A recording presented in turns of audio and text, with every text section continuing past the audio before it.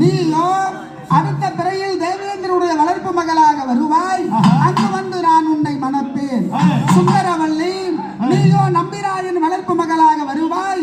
அங்கு வந்து நான் உன்னை மணப்பேன் என்று சொல்ல 66 கோடி அசுர மக்களை அழித்த முருக பெருமானுக்கு பரிசாக அப்படி அமுதவல்லியும் சுந்தரவல்லியும், அமுதவல்லி தெய்வ யானையாக தேவேந்திரன் வளர்ப்பு மகளாக வளர்ந்து வருகிறாள். அப்படி 66 கோடி அசுர மக்களையும் அழித்த பின்பு தெய்வ யானை பரிசாக கொடுத்தார்கள். அதன் பிறகு சுந்தரவல்லி நம்பிராஜனுடைய வளர்ப்பு மகளாக வளர்ந்து வருகிறார்.